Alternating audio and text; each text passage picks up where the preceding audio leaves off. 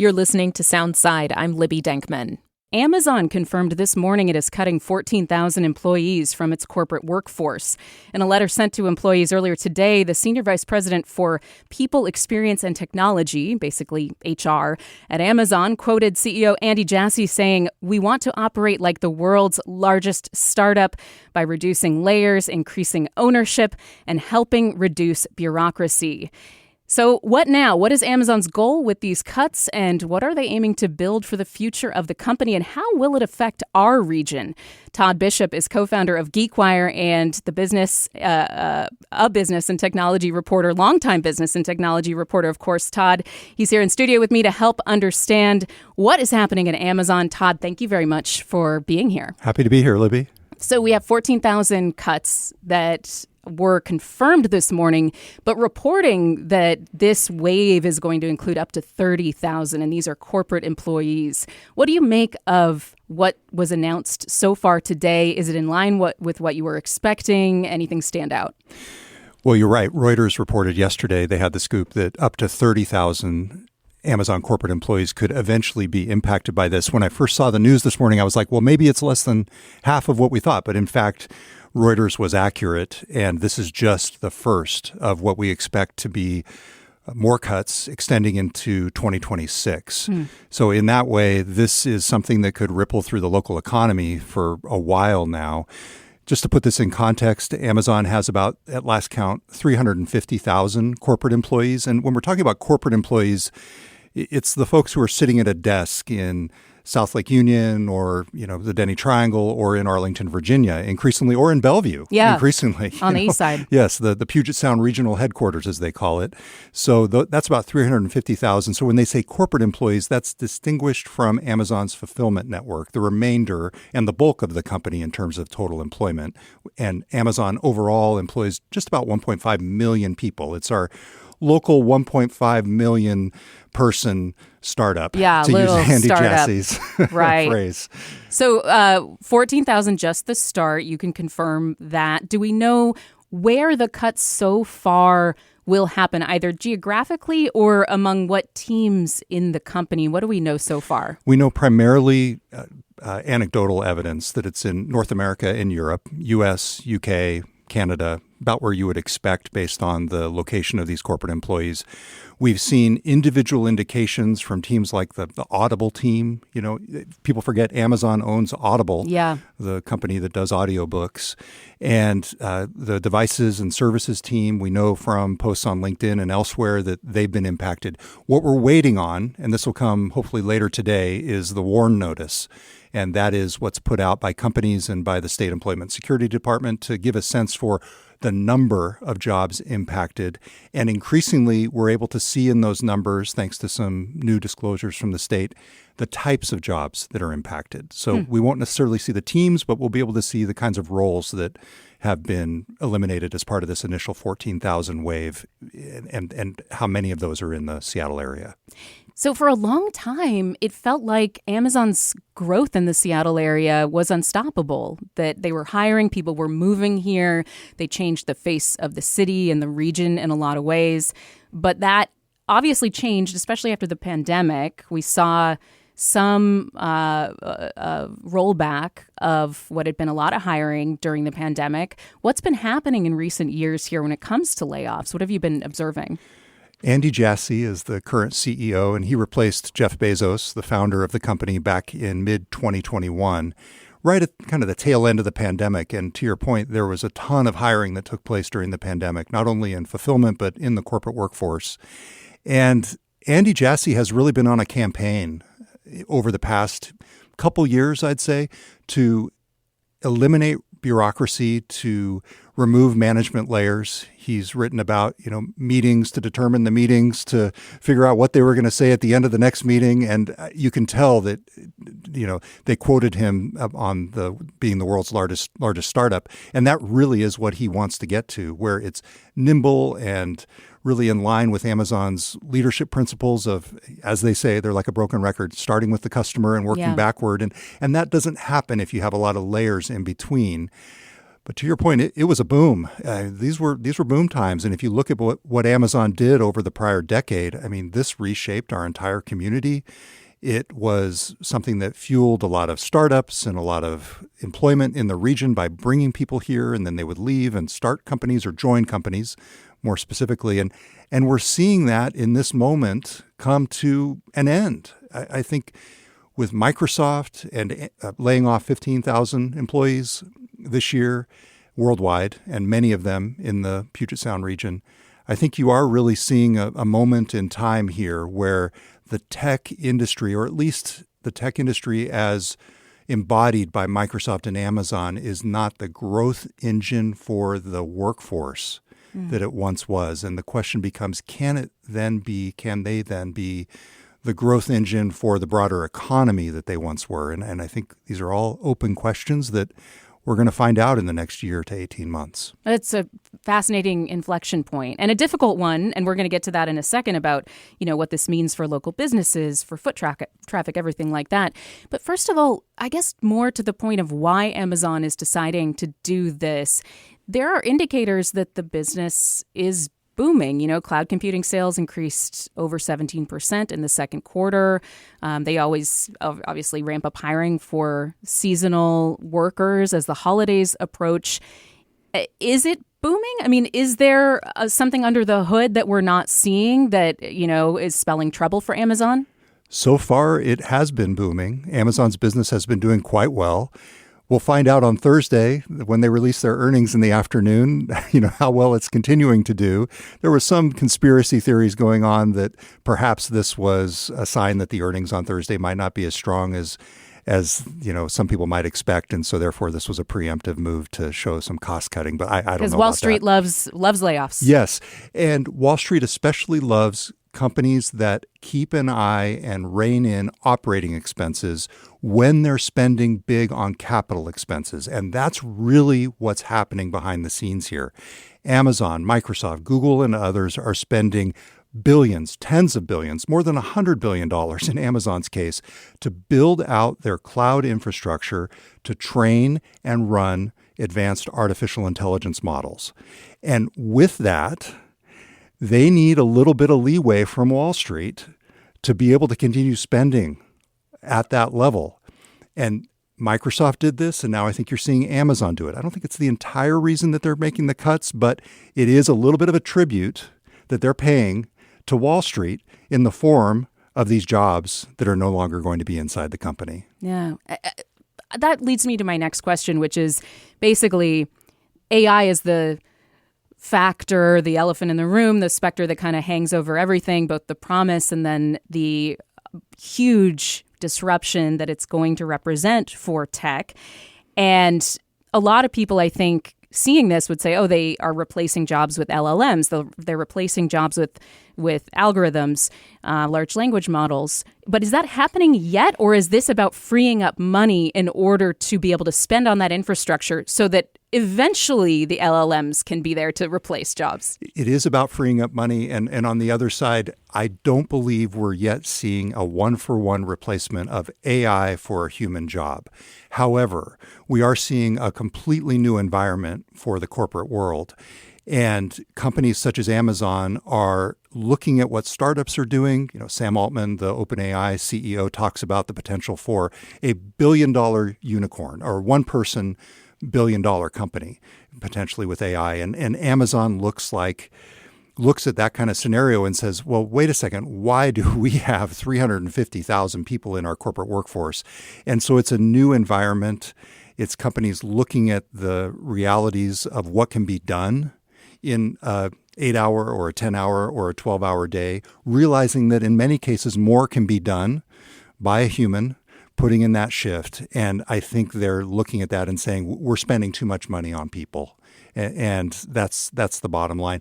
Whether or not they're right remains to be seen. I mean, who knows? Maybe we'll look a year and a half from now and say, well, Amazon lost its innovative edge because it didn't have the right people in the right places.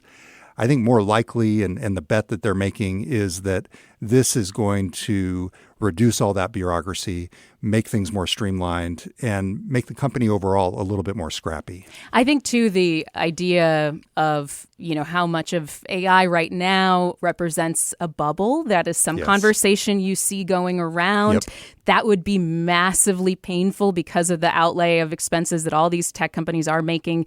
But we just, the thing about bubbles is they're hard to predict. Right. And fundamentally, when you look at the bubble, it's does the money that's being spent either by, consumers or companies or whomever, does it match the business realities to the point of the investments that we were talking about?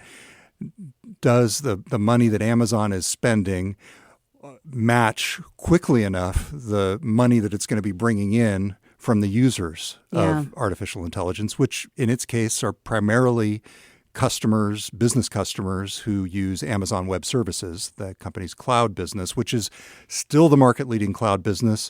Huge profits. I mean, one of the most amazing success stories in business when you take Amazon's dominance of e-commerce. They would quibble with the word dominance, given what they're going through with the FTC. However, I mean, Lena Khan is not in the job anymore, so maybe they can breathe a little easier. One benefit of the government shutdown for Amazon is that the FTC case has gone on hiatus, momentarily at least. At any rate, when you take that dominance in e-commerce and then you add this cloud business that is the market leader, it's really one of the most remarkable 1-2 punches in business history, and Amazon gets to benefit from it, and that's really where its artificial intelligence strength comes from.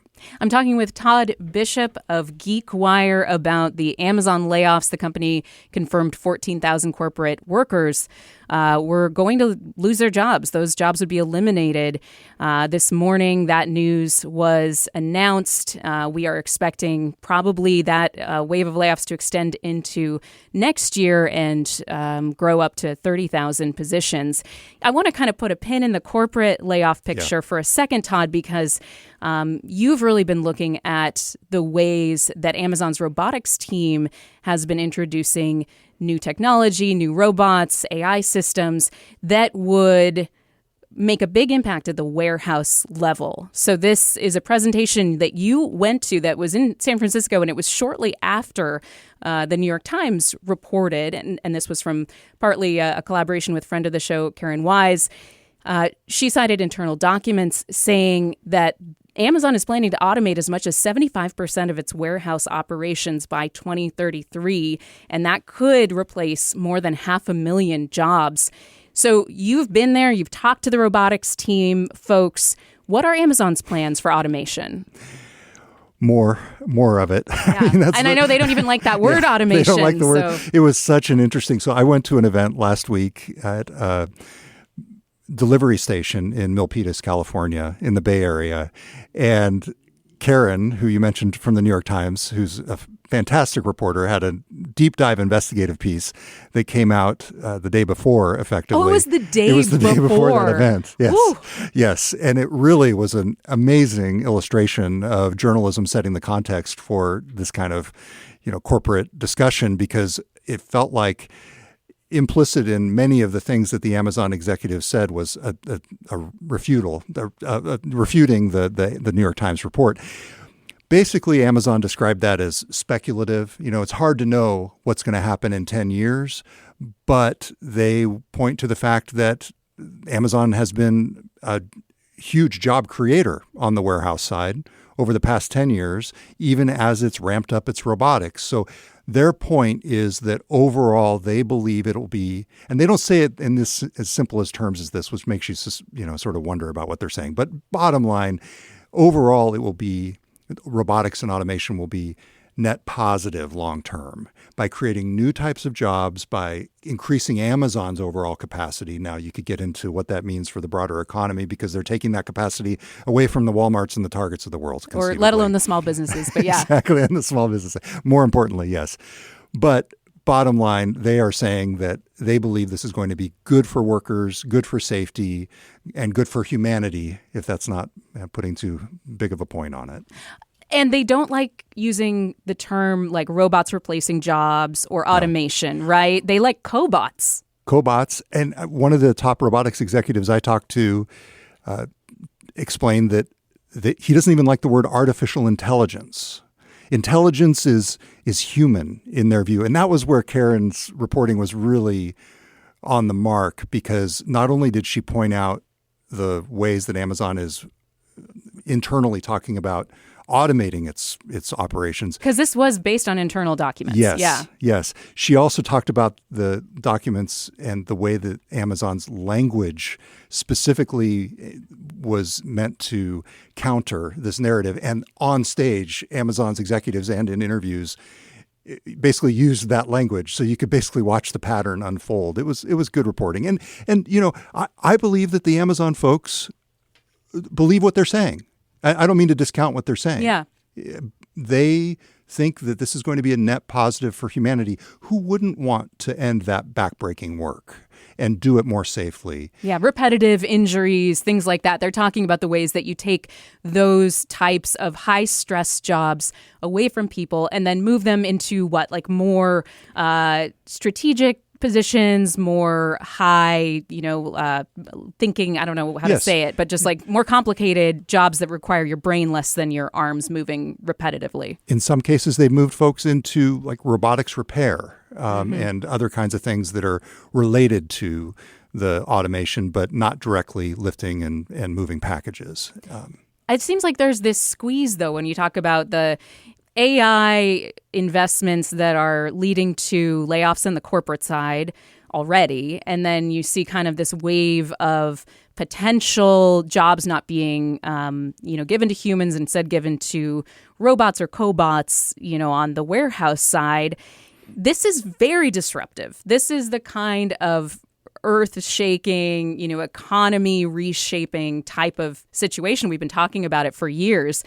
Is it as simple, do you think, for Amazon as more robots, fewer people, fewer problems, or fewer, more potential for growth? In terms of the fewer problems, I think that might. My sense of it is, and maybe I'm naive, but my sense of it is that's just sort of a unexpected side benefit in terms of the ability to bring in automation and have more leverage over unions and that kind of thing. And maybe I listen to the Amazon folks too much, but it feels like you've got some real nerds in that company. You know what I'm saying? Don't I know it? Friends and family have worked there, yeah. Yes. And okay, maybe there's some Dr. Evils among them. And I'm sure in the Amazon S team, the senior leadership team, that's some of the discussion, I'm sure. But overall, I think one of the interesting things about this company is they have been innovative over the years. I mean, look at what they've done.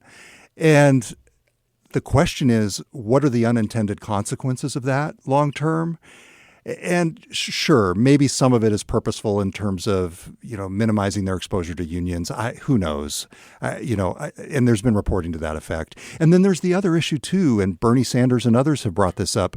When you add automation and you have warehouse workers trying to keep up with the pace that robots set, there is a risk of actual greater injury and safety problems. Now, if that's the bar that's being set, yeah. Amazon disputes that as well. Yeah, and we're going to keep talking about this, certainly, Todd. In our final minute here, I mentioned the effect on our region. I mean, Amazon corporate workforce represents, as of last year, more than 85,000 jobs in Washington state. Yes. We don't know how many lost here in Washington so far, but that more notice will soon go out, so we'll learn more. But what are you thinking about in terms of how this will ripple in the Seattle area?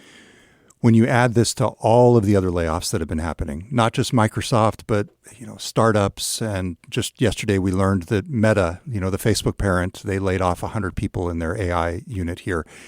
This is a real blow to the Seattle area's economy when you take it all together.